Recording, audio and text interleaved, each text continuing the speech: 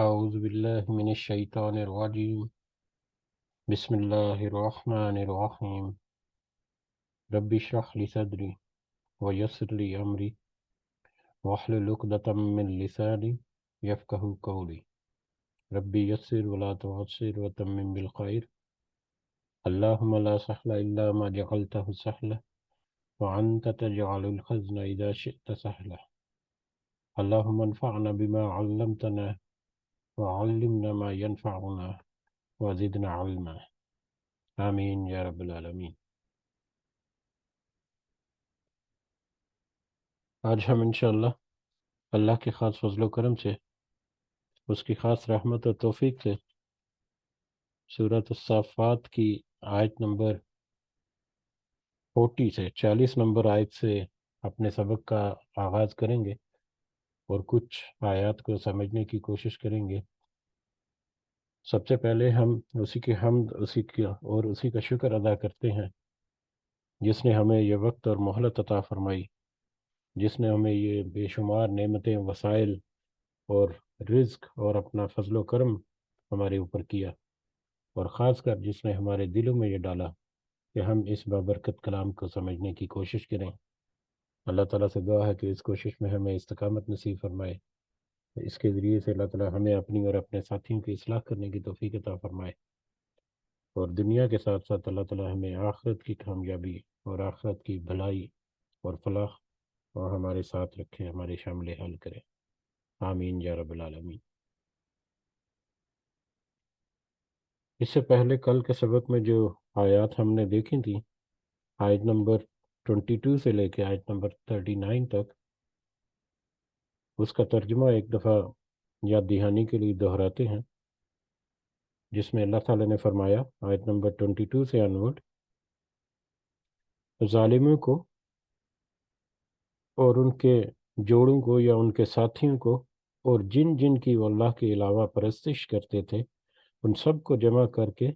انہیں دوزخ کی راہ دکھا دو اور انہیں ٹھہرا لو،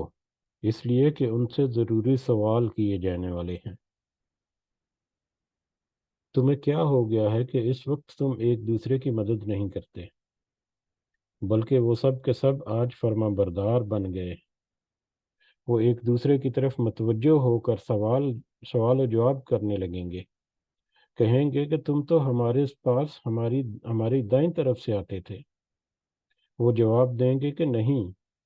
بلکہ تم ہی ایماندار نہ تھے، اور کچھ ہمارا زور تو تم پر نہ تھا، بلکہ تم خود ہی سرکش تھے۔ اب تو ہم سب پر ہمارے رب کی یہ بات ثابت ہو چکی کہ ہم عذاب چکھنے والے ہیں۔ پس ہم نے تمہیں گمراہ کیا، ہم تو خود بھی گمراہ ہی تھے۔ اب آج کے دن تو سب کے سب عذاب میں شریک ہیں۔ ہم گناہ گاروں کے ساتھ اسی طرح کیا کرتے ہیں۔ یہ وہ لوگ ہیں کہ جب ان سے کہا جاتا ہے کہ اللہ کے سوا کوئی معبود نہیں، تو یہ سرکشی کرتے تھے اور کہتے تھے کہ کیا ہم اپنے معبودوں کو ایک دیوانے شاعر کی بات پر چھوڑ دیں؟ نہیں، بلکہ نبی تو سچا دین لائے ہیں اور سب رسولوں کو سچا جانتے ہیں۔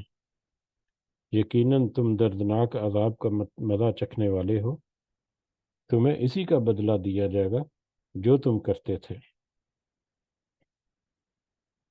یہ کل کے سبق میں ہم نے دیکھا کہ وہ لوگ جنہوں نے انکار کیا قیامت کا، دوبارہ جی اٹھنے کا،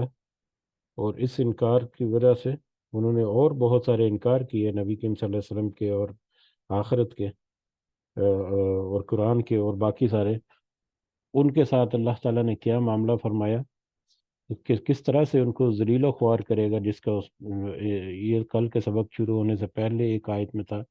کہ اگر تم اس بات پر ایمان نہیں لاؤ گے، یقین نہیں کرو گے کہ تم دوبارہ اٹھائے جاؤ گے اور تمہارا جزا اور سزا کا دن ہوگا، تو پھر تم ذلیل و خوار ہو جاؤ گے۔ تو یہ کس طرح سے وہ ذلیل و خوار ہو رہے، اس کا یہاں پر ہمیں ایک قسط اول جو ہے وہ ہمیں ان آیات میں ملی، اور اس کے پیرالل اس کے اپوزٹ وہ لوگ جنہوں نے اللہ کے لیے اپنے آپ کو مخلص کر لیا، جو اللہ کے دین پر جو ڈٹ گئے اور جم کے، ان کے ساتھ اللہ تعالیٰ ان کو کیسا اجر دے گا۔ اب اگلی آیات جو ہیں وہ اس موضوع کے اوپر ہیں، تو شروع کرتے ہیں۔ اور شروع کرنے سے پہلے ہم ایک دفعہ اپنی دعا کو دہراتے ہیں کہ یا اللہ ہمیں ان لوگوں میں شامل مت فرمانا جن کا ذکر ہم نے ابھی کیا، یا جن کا ذکر پچھلے سبق میں ہم نے دیکھا اس قرآن مجید میں۔ اور اللہ تعالیٰ سے یہ بھی دعا ہے کہ اللہ تعالیٰ ہمیں ان لوگوں میں شامل فرمائے جن کا ذکر آج کے سبق میں ہم دیکھیں گے۔ آمین یا رب العالمین۔ تو شروع کرتے ہیں آج کا سبق آیت نمبر 40 سے عنوان اعوذ باللہ من الشیطان الرجیم۔ الا عباد اللہ، مگر اللہ کے بندے المخلصین، جو سب چنے ہوئے، مگر اللہ کے چنے ہوئے بندے یا مخلص بندے، جنہوں نے خلوص کے ساتھ نبی کریم صلی اللہ علیہ وسلم کی باتوں کو سنا، ان کے اوپر ایمان لائے، اپنے یقین کو مضبوط کیا، اور پھر نبی کریم صلی اللہ علیہ وسلم کا ساتھ دیا، قرآن کے اوپر باقی سارے معاملات میں نیک عمل کرنے والے ہوئے، اور سارے جو اللہ کے وہ چنے ہوئے خاص نیک اور مخلص بندے، ان کے ساتھ کیا ہونے والا ہے؟ اولئک، یہی وہ لوگ ہیں، لہم رزق معلوم، کہ ان کے لیے ایک مقررہ رزق ہے۔ اللہ تعالیٰ نے ان کے لیے بھی ایک مقرر رزق کیا ہوا ہے، جو کہ اچھے اجر کی شکل میں ہوگا۔ کیسا رزق ہوگا وہ ہمیں اگلی آیات سے اندازہ ہوگا۔ فواکہ، میوے، پھل، یا لذت پہنچانے والی خوراک، لذت پہنچانے والی چیزیں، فواکہ، ان کے لیے اللہ تعالیٰ کی طرف سے وہ رزق جو اللہ تعالیٰ نے ان کے لیے مقرر کر دیا۔ آج اللہ تعالیٰ نے ہمارے سامنے یہ ذکر کر دیا کہ مخلص بندے جو اللہ کے ہیں، ان کے لیے رزق مقرر کیا گیا ہے اللہ کے۔ تو وہ کیا رزق ہے؟ میوے، پھل، اور لذت بخش، فرحت بخش اور ذائقہ دار چیزیں، ذائقہ دار پھل یا دوسری چیزیں۔ وہم مکرمون، اور وہ سب معزز ہوں گے، اور ان کی عزت اور تکریم کی جائے گی۔ وہاں پر اللہ تعالیٰ ان کی قدر کرے گا۔ یا جو دنیا میں انہوں نے تجارت کی، ہمیں یاد ہوگا کہ کچھ آیات گزری تھی جن میں دنیا میں آخرت کی تجارت کے بارے میں ذکر تھا، اور وہاں پر تھا کہ مکرمون، کہ وہاں پر ان کی عزت و تکریم یا ان کی قدر کی جائے گی، کہ کس طرح سے انہوں نے دنیا میں مطلب اپنے آپ کو اس تجارت کو کیا آخرت حاصل کرنے کے لیے۔ تو وہم مکرمون، وہ وہاں پر معزز ہوں گے، فی جنات النعیم، نعمتوں والی جنتوں میں یا نعمتوں والے باغات میں، ایسے باغات میں جہاں پر نعمتوں کی بارش ہو رہی ہوگی۔ علی سرر متقابلین، تختوں پر وہ آمنے سامنے بیٹھے ہوئے ہوں گے، عالی شان تختوں پر، عالی شان مجلسیں جما کر وہ ایک دوسرے کے ساتھ آمنے سامنے بیٹھے ہوئے ہوں گے۔ یطاف علیہم، وہ پھرایا جائے گا ان پر یا ان کی طرف، بکاسن، جام، وکاس جو ہے یہ جام کو کہتے ہیں، اور عربی زبان میں جو شراب کا جو جام ہے یا شراب سے بھرا ہوا پیالہ جو ہے اس کو قاس کہتے ہیں۔ خالی پیالے کو یا اس کے علاوہ کوئی اور چیز اگر اس میں ڈالی گئی ہے، پانی وغیرہ، تو اس کو قاس نہیں کہتے۔ قاس جو ہے وہ شراب کے جام کو کہتے ہیں۔ تو پھرایا جائے گا ان پر بکاس، شراب کا جام، مم معین، جاری چشمے میں سے ان کو ان پر شراب کے جام جو ہے وہ پھرائے جائیں گے۔ اس کا فردر ایکسپلینیشن ہم دیکھتے ہیں، یہ مکمل کرنے کے لیے ٹاپک کرتے ہیں پہلے مکمل، کہ پھرایا جائے گا ان پر شراب کے جاری چشموں میں سے یا جاری چشموں میں سے شراب کے جام ان کے اوپر یا ان کی طرف پھیرائے جائیں گے۔ بیضاء لذہ، وہ سفید ہوگی یا صاف شفاف ہوگی اور لذت والی ہوگی وہ شراب، للشاربین، اس کے پینے والوں کے لیے، لا فیہا غول، نہیں ہوگا اس میں چکرانا، نہ اس میں سر کا چکرانا ہوگا، ولا ہم عنہا ینزفون، اور نہ وہ سب اس سے مدہوش ہوں گے، اور نہ ہی اس کا اثر ایسا ہوگا کہ ان کے اوپر مدہوشی طاری ہو جائے۔ ان کے اوپر جاری چشموں میں سے شراب کے جام پھرائے جائیں گے یا پھرایا جائے گا۔ اب یہاں پر ایک بات جو ہے وہ قابل ذکر یہ ہے کہ دنیا میں بہت ساری چیزیں جو ہیں وہ نفسانی خواہشات، انسان کا نفس جو ہے اس کی خواہش کرتا ہے، اس میں جیسے ابھی ذکر ہوا پھل کا، تو مزیدار چیزیں جو ہیں اس کی وہ خواہش کرتا ہے اپنی بھوک کو مٹانے کے لیے، اپنی وہ لذت اس سے حاصل کرنے کے لیے، ایک حریص ہے وہ، حرص ہے، ایک لالچ ہے اس کو، چاہے وہ جسی بھی طرح سے ہے، بھوک کو مٹانے کے لیے ہے یا اپنی آسائش کو بڑھانے کے لیے یا کچھ بھی میٹر میں۔ تو آخرت میں یہ نفسانی خواہشات جو دنیا میں انسان میں پائی جاتی ہیں، آخرت میں ایسی کوئی خواہش نہیں ہوگی، بلکہ آخرت میں تو ایک انسان کا ایک یہ بھی ایک فطری مطلب اس کا رویہ یہ ہے کہ جب وہ کوئی چیز کو حاصل کر لیتا ہے، کوئی محنت کر کے یا مشقت کر کے یا جسی بھی طرح سے، تو اس کے اوپر وہ فخر بھی کرتا ہے، اس کے اوپر وہ غرور بھی کرتا ہے، اور اس کے اوپر کبھی وہ مطلب مینشن بھی کرتا ہے کہ میری محنت کی وجہ سے اور میری لگن کی وجہ سے یہ سارا کچھ ممکن ہوا۔ لیکن جو جنت میں داخل ہوں گے ان میں جو اللہ تعالیٰ کی جو ذکر ہے اور اللہ تعالیٰ کا جو شکر ہے اور اس کی تعریف جو ہے اس کا عنصر بڑھ جائے گا۔ وہاں پر کوئی ایسی مادی خواہشات جو اس دنیا میں انسان کرتا ہے، چاہے وہ نیک ہے یا بد ہے، وہاں پر ایسی خواہشات جو ہے وہ نہیں ہوں گی۔ ایک ایک پوائنٹ تو یہ ہے۔ تو اس لیے یہ فواکہ جو آیا ہے پہلے، اس سے پھل یا میوے یا لذت پہنچانے والی چیزیں، یعنی وہ وہاں پر ان کا کھانا پینا جو ہے وہ اس لیے نہیں ہوگا کہ ان کو بھوک لگے گی، بلکہ وہ اس لیے ہوگا کہ ان کو لذت اور ان کو فرحت اور راحت جو ہے وہ اللہ تعالیٰ کی طرف سے نصیب ہو، اور اس کے بدلے میں وہ پھر اللہ تعالیٰ کی تعریف کریں گے، اللہ تعالیٰ کا ذکر کریں گے، اللہ تعالیٰ کا اور زیادہ شکر ادا کریں گے وہ۔ اسی طرح سے شراب کے بارے میں بھی بہت ساری چیزیں کہنے کو ہیں، بہت ساری باتیں کہنے کو ہیں، لیکن مختصر انداز میں اگر دیکھا جائے تو ایک تو یہ کہ جو دنیا میں جو شراب ملتی ہے یا بکتی ہے یا جو بھی تیار کی جاتی ہے، وہ پھلوں سے، اور اس میں اکثر جو ہیں وہ گلے سڑے پھل بھی ہوتے ہیں، جن کو پھر کچھ عرصہ کے لیے رکھ کے اس کا تبخیر اس میں سے کشید کر کے اس میں سے مطلب شراب جو ہے وہ نکالی جاتی ہے یا تیار کی جاتی ہے۔ واللہ عالم، میں نے زیادہ اس کے اوپر تحقیق نہیں کہ کس کس طریقوں سے، پرانے زمانوں میں تو جیسے طریقے تھے وہ تو بالکل ہی ان ہائیجینک جو قسم کے تھے، اور اب بھی جیسا بھی وہ تیار کرتے ہیں، بہرحال وہ شراب جو ہے، ایک تو اس کی تیاری کے عمل جو ہے اس میں بہت ساری ایسی قباحتیں ہوں گی، اور اس کے بعد اس شراب کے پینے سے پھر اس کے سائیڈ ایفیکٹس بہت زیادہ ہیں۔ شراب کو اللہ تعالیٰ نے نجس قرار نہیں دیا، ناپاک نہیں کہا۔ یہ میں مطلب بڑی ایک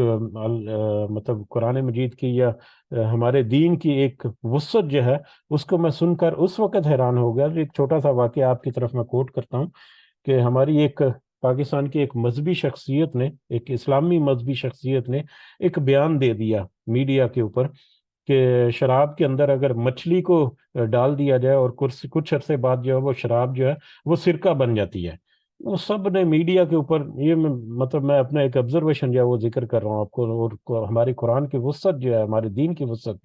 تو وہ شراب جو ہے اس کے اندر اگر مچھلی ڈال دی جائے تو کچھ عرصے بعد وہ سرکہ بن جاتی ہے، وہ شراب نہیں رہتی، تو لہذا اس کو پیا جا سکتا ہے۔ اچھا، وہ میڈیا میں بڑا اچھالا وہ، اور مجھے بھی بڑا عجیب سا لگا۔ تو مجھے ایک اتفاق ہوا، یہاں پر ایک بہت ہی اعلیٰ پائی کی ایک مجلس ہوتی ہے دینی گروہ کی، اہل علم کی، صاحب علماء حضرات جو ہیں ان کی، تو ان میں ہمارے محترم شمیم صاحب تھے، یہ شمیم سلفی صاحب جو قطر میں جو اردو کمیونٹی کے لیے گورنمنٹ کی طرف سے مختص ہیں۔ تو ان سے میں نے سوال کیا کہ ہماری ایک مذہبی شخصیت نے یہ اس طرح کا بیان جو ہے وہ دیا ہے، تو آپ کی کیا رائے ہے اس کے بارے میں کہ شراب جو ہے وہ سرکے میں بدل جاتی ہے اگر اس میں مچھلی جو ہے وہ رکھی؟ تو وہ کہتے ہیں ہاں ایسا ہو سکتا ہے۔ تو میں نے کہا، میں حیران ہو گیا کہ میں واقعی ایسا ہو سکتا ہے؟ وہ کہتے ہیں ہاں، جان بوجھ کے اگر نہیں کیا تو اگر تو اس میں مچھلی گر گئی یا مچھلی اس میں ڈال دی گئی اور کچھ عرصہ تک مچھلی اس میں پڑی رہی، اور اس میں سے وہ شراب کا جو مطلب خصوصیات یا شراب کی جو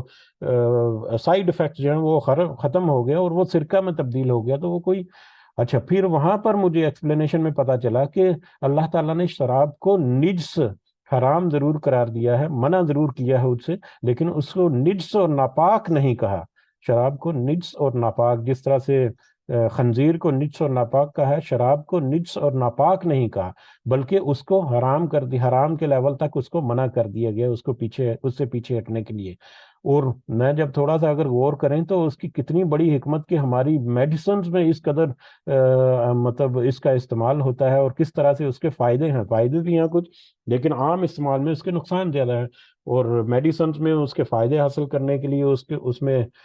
مطلب الکوہل وغیرہ کا استعمال کیا جاتا ہے، سینٹس اور پرفیومز وغیرہ میں الکوہل کا استعمال کیا جاتا ہے، اور بہت سارے اینٹی سیپٹک جو ہیں اس میں الکوہل جو ہے وہ استعمال ہوتی ہے، اور بہت ساری متعدد جگہوں پر جو ہمیں پتہ بھی نہیں کہ ہماری زندگیوں میں مختلف جگہوں پر کہاں پر اس طرح سے الکوہل جو ہے مختلف طریقوں سے استعمال ہوتی ہے۔ تو اگر وہ نجس اور ناپاک ہوتی تو ہمارے لیے ایک بہت بڑا ایک ایشو جو ہے وہ بنا ہوا ہوتا یہ بہرحال یہ ایک چھوٹا سا ایک تھا، اس سے مجھے ہمارے دین کی وسعت جو ہے وہ بھی پتہ چلتی ہے کہ جب اس کو کسی چیز کو منع کرنا ہوتا ہے تو اس کو مقید قید کر دیا جاتا ہے، اور کسی کی چیز کی آزادی دینی ہے تو اس کو دائرے سے باہر کر دیا جاتا ہے۔ بہرحال موضوع کی طرف واپس آتے ہیں کہ جس طرح سے دنیا میں شراب نوش جو ہے، یا شرابی جو ہے وہ دنیا میں خواہش کرتے ہیں، اور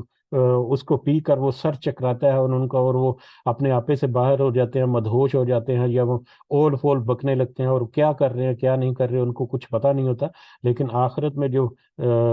شراب ان کو مشروب جو ان کو پیش کیا جائے گا، اس میں ایسی کوئی بھی خاصیت یا ایسی کوئی بھی سائیڈ افیکٹ نہیں ہوگا، وہ سفید شفاف اور لذت والی ہوگی پینے والوں کے لیے، جو راحت بخش ہوگی، جو فرحت بخش ہوگی، بجائے اس کے کہ اس سے سر بھاری ہو جائے اور چکرانے لگے، اور مطلب آؤٹ آف دی کنٹرول ہو جائے اس کا مائنڈ۔ دوسرا جو ہے اس میں یہ بھی ہم دیکھتے ہیں کہ جیسے ابھی پہلے ذکر ہوا کہ شراب کی تیاری میں کچھ ایسے مطلب طریقے جو ہیں، خاص کر پرانے دور کے، جو بڑے ان ہائیجینک قسم سے تھے۔ تو یہاں پر اگر دیکھا جائے تو یہ ہے یطاف علیہم بکاسم من معین، کہ جاری چشموں میں سے شراب کے جام جو ہیں وہ بھر بھر کر ان کو پھرائے جائیں گے۔ اب جاری چشمے، اب چشمے جو ہے وہ جاری پانی جو ہے، چشمے کا پانی اگر دیکھیں تو عام زمین سے نکلا ہوا پانی یا کھڑا ہوا پانی جو ہے، سٹور کیا ہوا پانی، اس کی نسبت جو چشموں کا پانی جو ہے وہ زیادہ تر و تازہ ہوتا ہے، زیادہ صاف شفاف ہوتا ہے، زیادہ فرخت بخش ہوتا ہے، زیادہ فائدہ مند ہوتا ہے۔ تو اس اعتبار سے اگر دیکھا جائے تو یہاں پر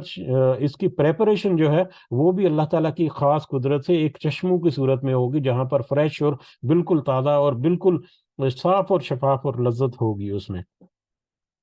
تو ایک تو اس میں یہ پوائنٹ جو ہے اہم نوٹ کرنے کے۔ اس کے علاوہ ایک اور پوائنٹ جو اس میں یہاں پر ذکر نہیں ہے لیکن قرآن مجید کی دوسری کچھ ایک دو مقامات پر موجود ہے،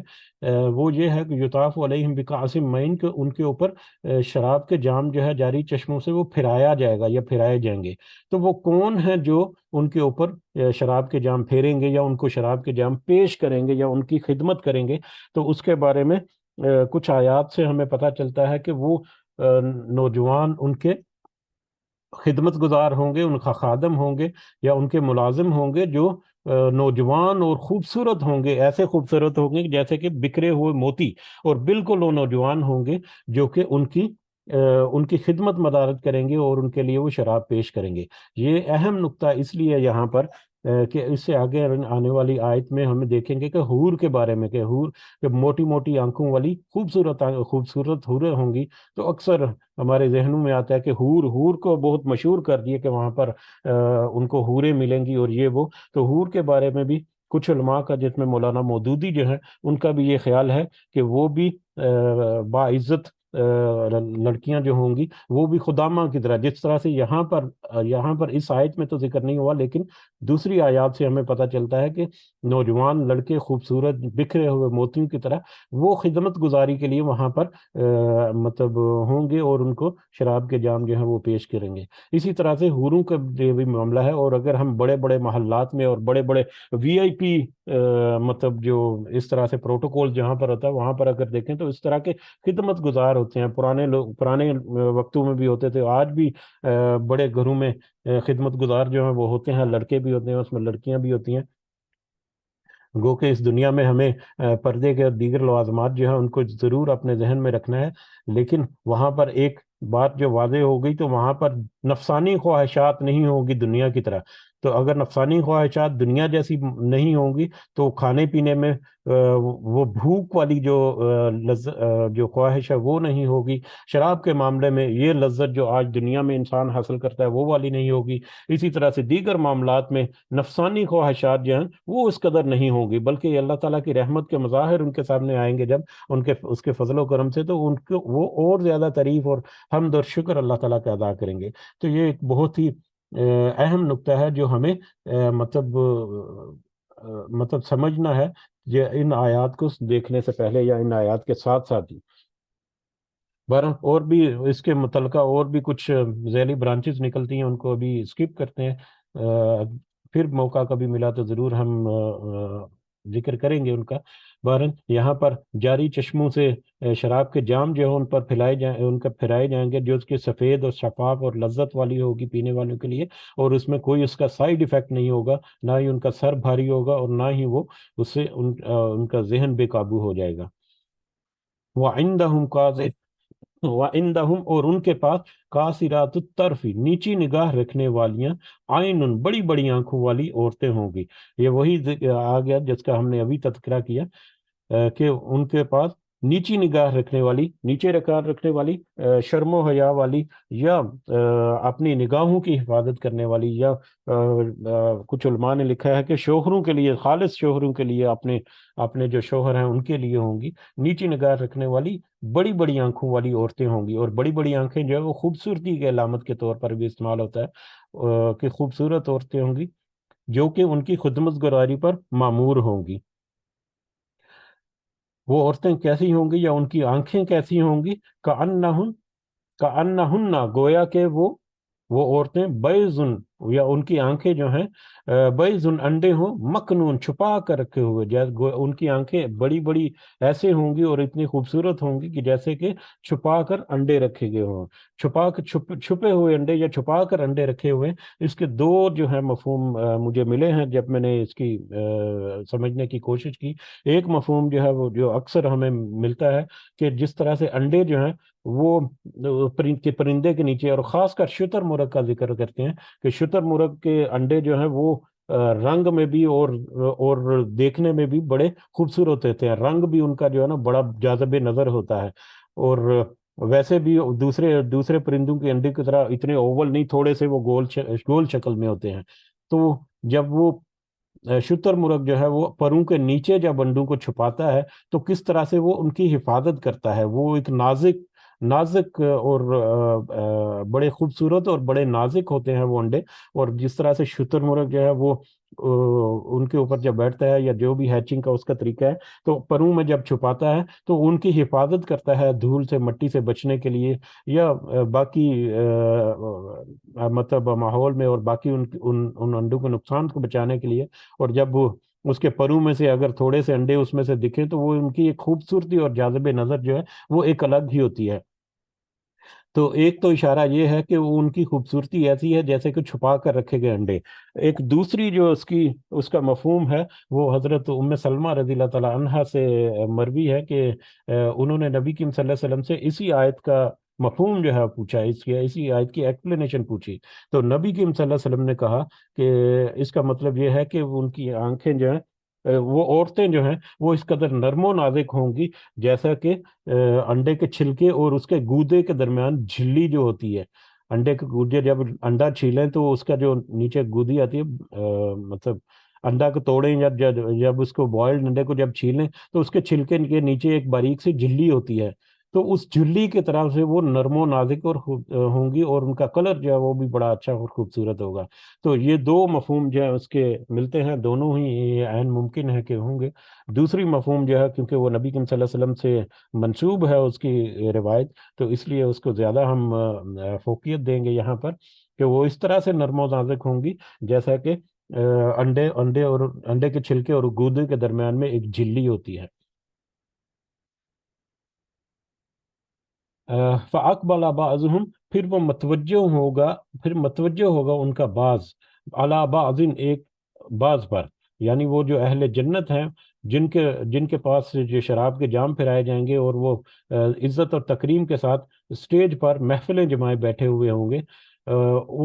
پھر وہ ایک دوسرے کے ساتھ پھر وہ متوجہ ہوگا ان کا باز پر، یعنی ایک دوسرے کی طرف متوجہ ہوں گے، ایک دوسرے کے ساتھ ایک دوسرے کی طرف وہ متوجہ ہوں گے، یتساءلون، وہ ایک دوسرے سے سوال کریں گے، ظاہر ہے گپ شپ ہو رہی ہے ایک دوسرے سے، مطلب سوال کریں گے وہ، قالا، کہے گا، ان میں سے ایک کہے گا، ایک جنتی ان میں سے کہے گا، قائل، ایک کہنے والا، منہم، ان میں سے، انی کان لی کرین، بے شک میں تھا میرے لیے ایک ساتھی، بے شک دنیا میں میرے ساتھ ایک ساتھی تھا، یا دنیا میں میں ایک بندہ ہوتا تھا جو میرا ساتھی ہوتا تھا یا میرے ساتھ ہوتا تھا، وہ کون تھا؟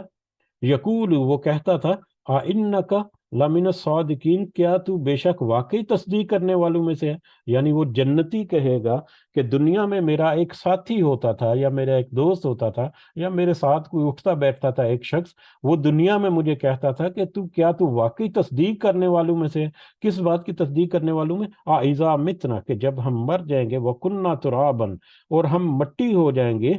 وَعِظَامًا، اور ہماری ہڈیاں بھی مٹی ہو جائیں گی، اِنَّا لَمَدِينُونَ، کیا بے شک واقعی ہم بدلہ دیے جانے والے ہیں؟ یعنی دنیا میں وہ مجھ سے سوال کرتا تھا کہ کیا تو واقعی اس چیز کی تصدیق کرتا ہے کہ ہم مرنے مٹنے کے بعد ہمارا جسم مٹی ہو جائے گا اور ہماری ہڈیاں جو ہے وہ مٹی ہو جائیں گی، تو کیا واقعی تو اس بات کی تصدیق کرتا ہے کہ دوبارہ سے تمہیں اٹھایا جائے گا انسان کو، اور دوبارہ سے اس کی اس کو بدلہ یا جزا اور سزا جو ہے وہ دی جائے گی؟ دنیا میں ایک اپنے دوست کو وہ یاد کرتا ہے جو اس طرح کا کہنا تھا، جس کا قال، تو وہ کہے گا، حل انتم،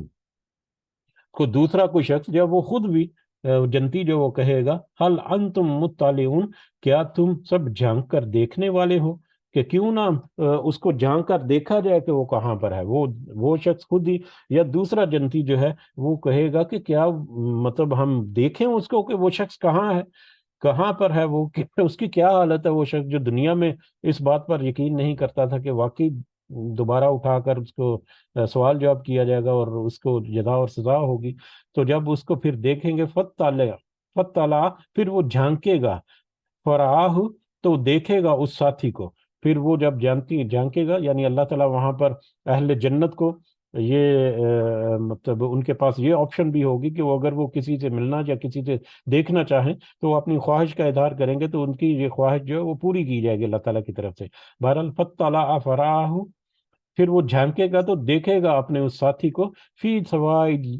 سوائل جہیم، جہنم کے وسط میں، جب وہ جہنم کی طرف جھانکے گا تو جہنم کے عین بیچوں بیچ اس شخص کو پائے گا جو دنیا میں اس عقیدے پر ایمان نہیں رکھتا تھا یا یقین نہیں کرتا تھا۔ قالا، تو وہ جنتی کہے گا، تاللہ، اللہ کی قسم، ان کت لتردین، یقیناً تو قریب تھا کہ واقعی تو ہلاک کر دیتا مجھے۔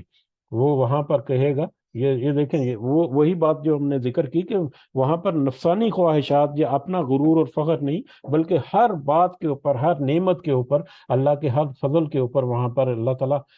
انسان جو ہے وہ اللہ تعالیٰ کی تعریف کرے گا، اس کا شکر کرے گا اور اسی کی طرف عاجز ہوگا۔ یعنی دنیا کے مقابلے میں چاہے جتنا بھی عابد اور زاہد اور پرہیزگار ہے، وہاں پر اس کے عبد اور اس کا جو تقوی ہے یا اس کا جو اللہ کی تعریف کا جو عنصر ہے وہ کئی گنا بڑھ جائے گا۔ بہرحال وہ کہے گا کہ اللہ کی قسم، یہ قریب تھا کہ یقیناً تو مجھے ہلاک کر دیتا، کہ میں اگر تیری باتوں میں آ جاتا یا جس طرح سے تو میرے ساتھ باتیں کرتا تھا، اگر تیری باتیں میرے اوپر اثر کر دیتی تو یقیناً میں ہلاک ہو جاتا دنیا میں، یعنی دنیا میں گمراہ ہو جاتا اور آج بھی میرا انجام تیرے جیسا ہوتا جیسا کہ تو ہے آج۔ وَلَوْلَا نعمت،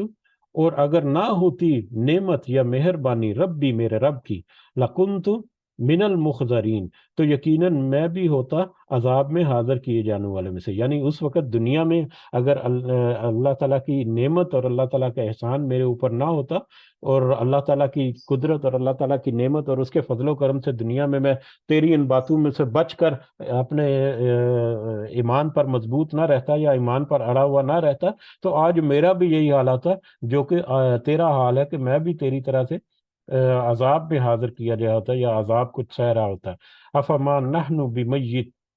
بمیتین، تو بھلا کیا نہیں ایسا نہیں ہے کہ ہم کبھی مرنے والے نہیں ہیں؟ یہ بھی اب وہ جنتی جو ہیں، ایک تو یہ پچھلے جو آیت ہے یہ بھی اس کی ذلت اور خواری جو ہے جس نے دنیا میں اس بات کا انکار کیا، اس میں ایک اضافی نقطہ یا ایک اور مزید اضافہ ہوگا کہ اہل جنت جن کے ساتھ وہ دنیا میں اس طرح کی باتیں کرتا رہا اور مذاق اڑاتا رہا، آخرت میں وہ اہل جنت جو ہے وہ اس کو دیکھ کر اللہ کا شکر ادا کریں گے، اور جب یقیناً برے حالت میں جب کوئی انسان پتہ چلتا ہے تو ان کو اگر پتہ چلے گا کہ جنتی نے مجھے دیکھا ہے اور میرے ساتھی نے میری اس حالت میں، تو اس کے اوپر یہ ذلت اور خواری جو ہے وہ اضافی ایک نقطہ ہوگا اس کا، واللہ عالم بالصواب۔ تو اب اہل جنت جو ہے وہ آپس میں ایک دوسرے کے ساتھ پھر بات چیت کریں گے، گفت و شنید کریں گے، اور کئی دفعہ ایک چیز جو ہے وہ کنفرمڈ ہوتی ہے یا بڑی پکی ہوتی ہے، اس کو مزید اس کو حسرت کے لیے یا مزید اس کی تاکید کے لیے یا مزید اپنی تسلی کے لیے یا اپنے نفس کی تسکین کے لیے اس کے اوپر مزید اس کی تاکید کرتا ہے۔ تو اسی طرح سے ہے کہ افما نحن بمیتین، تو بھلا کیا نہیں ایسا نہیں ہے کہ ہم کبھی مرنے والے؟ تو یعنی کہ کیا یہ صحیح ہے، سچ ہے نا کہ اب ہمیں دوبارہ موت نہیں آئے گی؟ یہ اس کا دوسرا جو ترجمہ وہ یہی ہے کہ کیا یہ سچ ہی ہے نا، ایک دوسرے سے بات کریں گے، کیا واقعی سچ ہے نا کہ اب ہمیں دوبارہ سے موت نہیں آئے گی، ہم دوبارہ مرنے والے نہیں ہیں؟ الا موتتنا الاولی، ما سوائے اس کے کہ جو پہلی موت تھی، یعنی پہلے دنیا میں جب ان کو موت آئی، وہی ایک موت تھی جو آنی تھی ہمارے اوپر، جو آ چکی، جبکہ ہمیں پتہ چلتا ہے کہ حدیث سے کہ وہاں پر جب جنت بپا ہوگی تو موت کو بھی مینڈے کی شکل میں لا کر وہاں پر ذبح کر دیا جائے گا، یعنی موت کو بھی مار دیا جائے گا، اس کے بعد موت نہیں ہے۔ بہرحال اہل جنت جو آپس میں سوال کرتے ہوئے کہیں گے کہ کیا واقعی ایک دفعہ ہمیں موت آنی تھی، وہ آ چکی؟ یہ صحیح ہے نا کہ اب ہمیں دوبارہ موت نہیں آئے گی؟ وما نحن بمعذبین، اور نہ ہم کبھی عذاب دیے جانے والے میں سے، اور نہ ہی اب ہم اس مقام پر پہنچے ہیں کہ نہ ہی کوئی ایسا میٹر ہمارے سامنے آ جائے کہ ریورس ہو جائے اور ہمیں کوئی مزید کوئی ایسی کوئی بات ہمارے سامنے آ جائے کہ جس سے ہم مشکل میں دوبارہ سے پڑ جائیں یا عذاب میں دوبارہ سے پڑ جائیں۔ تو یہ اپنی دل کی تسکین کے لیے یا اپنی تاکید کے لیے انہوں نے کہا، یا وہ آپس میں بات کریں گے، ان ھذا لہو الفوز العظیم، کہ بلا شبہ یہ یقیناً وہی بڑی کامیابی ہے، اور یہ یقیناً اس کا جواب بھی اسی میں مخفی ہے کہ یقیناً ایسا اب نہیں ہوگا۔ ایک دفعہ اللہ تعالیٰ نے جنت کا حقدار قرار دے دیا اور جنت میں داخل ہو گئے تو پھر نہ تو دوبارہ موت آئے گی اور نہ ہی وہ دوبارہ جنت سے نکالے جائیں گے، تو پھر اس صورت میں تو کبھی عذاب کا یا کسی سزا کا یا مشقت کا سوال ہی پیدا نہیں ہوتا۔ ان ھذا لہو الفوز العظیم،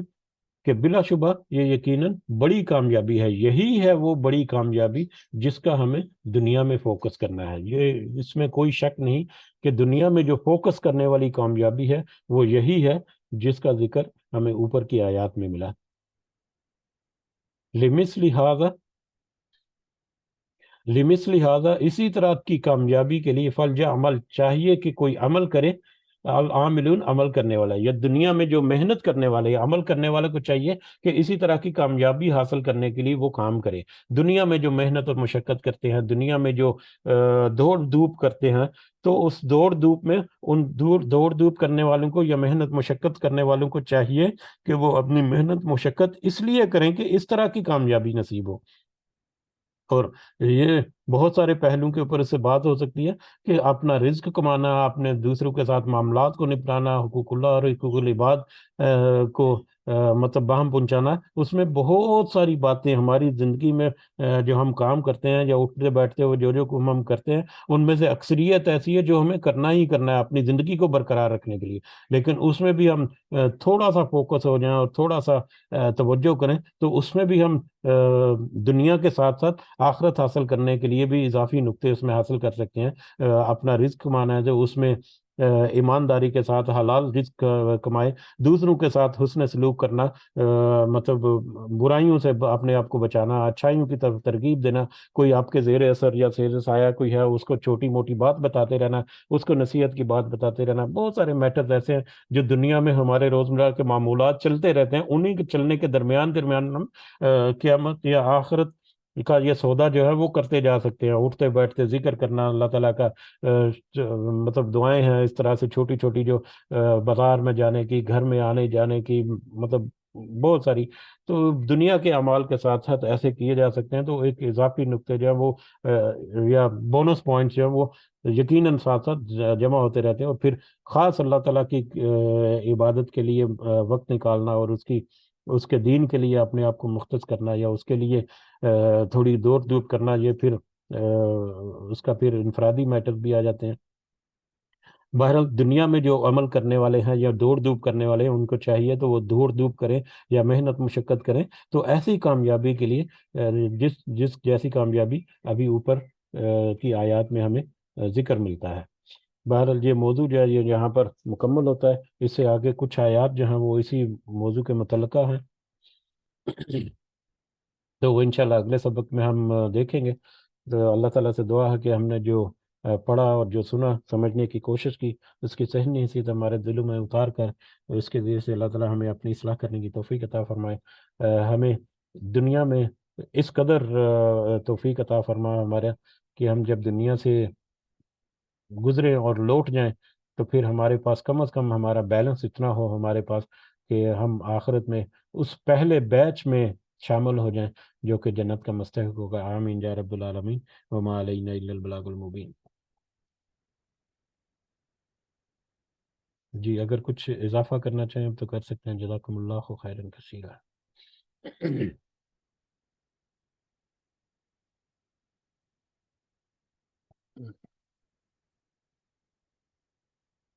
یہ مجلس کا وقت بھی ہو چکا ہے، اجازت چاہتے ہیں انشاءاللہ۔ سب کے لیے دعاؤں میں ضرور یاد رکھیں، اللہ تعالیٰ سب کے لیے آسانی کرے، ہماری نیک و جائز حاجات اور خواہشات اللہ تعالیٰ جو دنیا میں اور آخرت کے لیے مطلب باہم مددگار ہیں، وہ اللہ تعالیٰ ہمیں میسر فرمائے، ہماری مشکلات میں اللہ تعالیٰ آسانی فرمائے۔ ہمارے والدین کے ساتھ اللہ تعالیٰ خاص فضل و کرم رکھے، جو اس دنیا میں حیات ہے انہیں صحت سے بھرپور زندگی عطا فرمائے، اور جو اس دنیا سے گزر گئے ہمارے والدین اور سارے مومنین اور مومنات، اللہ تعالیٰ سب کو جنت الفردوس میں اعلیٰ مقام عطا فرمائے۔ اللہ تعالیٰ غزہ اور فلسطین کے مسلمانوں کی خاص مدد فرمائے، ہمارے دیگر معاملات میں ہماری رہنمائی کرے، ہمیں اللہ تعالیٰ ہمیں صراط مستقیم پر چلتے رہنے کی توفیق عطا فرمائے، ایک فوکس طریقے سے اس کامیابی کو حاصل کرنے کے لیے جس کا تذکرہ آج جو ملا، ہمیں یہ ہماری بصیرت اور ہماری نظر کی وسعت ایسی کر دے کہ ہم اسی کی طرف فوکس رکھیں اور اسی کی طرف محنت اور کوشش کریں۔ ربنا آتنا في الدنيا حسنة وفي الآخرة حسنة وقنا عذاب النار. ربنا ظلمنا أنفسنا وإن لم تغفر لنا وترحمنا لنكونن من الخاسرين. رب ارحمهما كما ربياني صغيرا. رب ارحمهما كما ربياني صغيرا. رب ارحمهما كما ربياني صغيرا. ربنا تقبل منا إنك أنت السميع العليم وتب علينا إنك أنت التواب الرحيم. سبحان ربك رب العزة عما يصفون وسلام على المرسلين والحمد لله رب العالمين. سبحانك اللهم وبحمدك أشهد أن لا إله إلا أنت أستغفرك وأتوب إليك. جزاكم الله خيرا كثيرا. السلام عليكم ورحمة الله وبركاته.